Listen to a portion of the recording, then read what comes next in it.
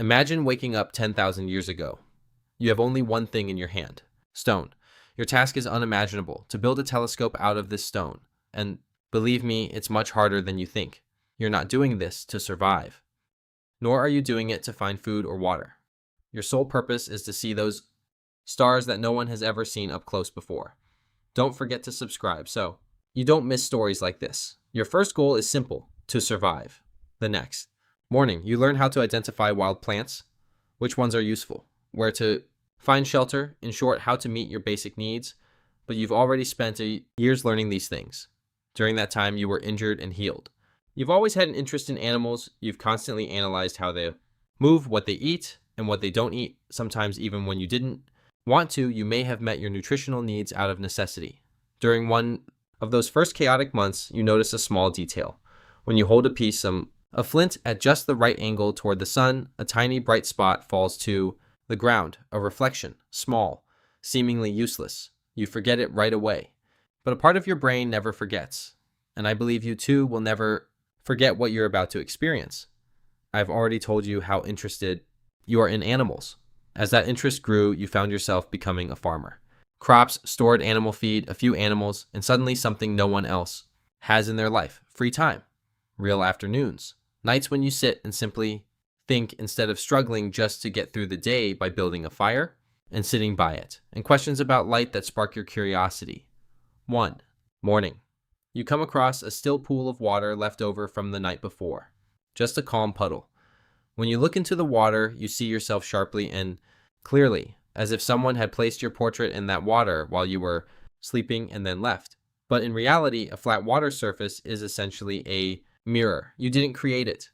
Nature gave it to you. You start experimenting with it.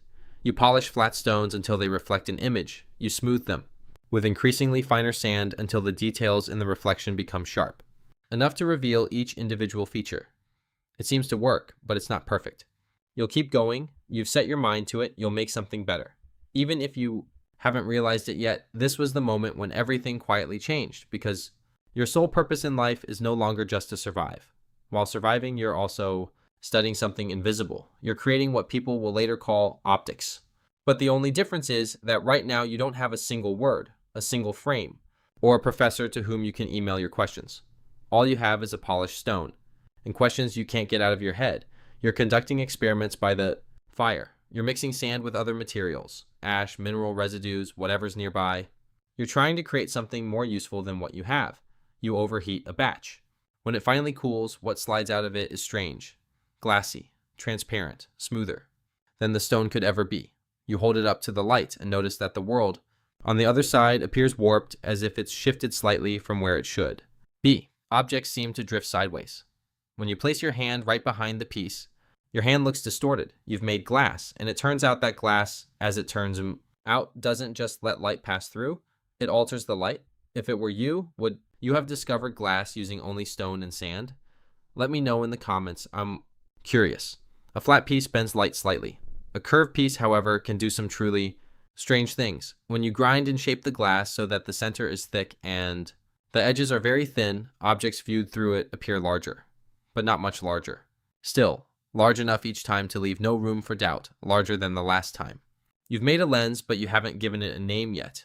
Historical records and archaeological findings, some dating back to ancient Egypt, Mesopotamia, and Rome, show it that polished crystals and early glass pieces were used in the ancient world. Someone burned sand and held the resulting piece up to the light simply out of curiosity. Researchers studying the history of optical instruments note that a rock crystal lens found in Nineveh, estimated to be about 3,000 years old, bears signs of having been intentionally shaped. In fact, you can't really say you've done anything particularly legendary. You're simply doing something that people with less knowledge than you have done before. You've now made this your obsession. And in my opinion, if you're truly obsessed with something, there's no task you can't accomplish. You're devoting every day to this work. Rounded curves provide greater magnification, but cause the edges to blur significantly. Shallow curves remain sharp but aren't worth looking at, nor are they worth the effort you're putting into them. You keep going, testing the stones. You fail, but you won't give up. If you give up, you know that those stars will remain where they are, never to be yours. And that is the very thing that keeps you going. Your hands are constantly covered in fine glass dust. Your eyes ache from squinting at the tiny misshapen test pieces, but you're getting closer to something you can sense even before you can see it clearly. Now it's time for the second discovery, the one that compels you to stop and sit on the ground for a while. Holding a lens at arm's length, you look through it at a distant hill. You take a second, smaller lens and bring it close to your eye. You don't know why yet. You're just following your instinct, and you realize the hill didn't just get bigger. It grew dramatically. When the two lenses work together, they do something neither can do alone. The first bends and gathers the distant light. The second captures that bent light and magnifies it again. You've just uncovered the fundamental principle behind every telescope ever built, from the first primitive telescopes, assembled in the Netherlands in the early 17th century, to the instruments currently pointed at deep space. But the journey isn't over yet. There are still obstacles to overcome. There are problems with the image. The edges glow with a faint, strange color, as if the world were burning slowly over a low flame. You want something perfect. Blue and red fringes spread around everything. This is because light of different wavelengths refracts at slightly different angles as it passes through the glass, creating a soft color blur at every edge. In modern optics, this phenomenon is called chromatic aberration. But back then, you hadn't yet come up with a name for it. You simply knew that the image wasn't right, and that the only way to overcome this was to grind more precisely curved surfaces, many more weeks, much more glass, dust, constant experimentation. But it was all for that happy ending. Alignment proved to be a stubborn challenge as well. Two lenses roughly aligned in the same direction didn't work. They produced nothing. You needed a rigid housing, something perfectly centered that held the two at a fixed and precise distance from one another.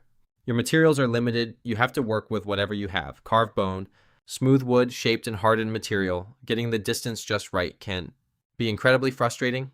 If the gap is even a few centimeters too wide, the image becomes blurry. If it's too close, you lose the magnification you need. There is a perfect sweet spot. Even if you haven't found it yet, it exists. And finding it requires a patient, systematic way of thinking.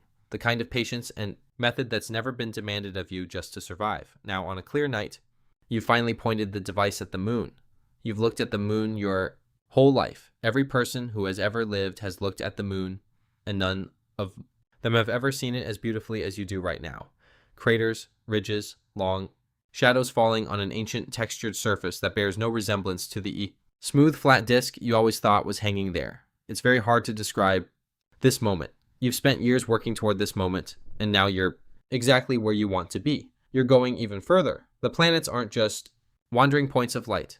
They emerge as real objects with visible shapes and structures. The planet that confuses you the most is Saturn. When Galileo first observed it in 1610, he thought he saw two identical celestial bodies on either side of the planet because the rings weren't a shape his mind was prepared for. You too have no frame of reference. You're seeing something that seems both impossible and true, and you'll experience that feeling for a long moment. Do you know what most people missed? The real invention wasn't the telescope. The telescope was a destination. Fire, sand, heat, chemistry, curved surfaces, and so much more. Each step required the one that came before it, and in this process, there was no option to skip a step. You started with a question by a puddle of water. By the end of that journey, you watched in awe as light that had left Saturn, before your grandparents were even born, passed through two pieces of glass you ground by hand. Yes, now that you've built a telescope, humanity will now hail a blurry spot in the sky as a tremendous discovery that will make global headlines and go viral for months. If you're curious about what other great ideas you could bring to life starting with a single stone, check out my previous video.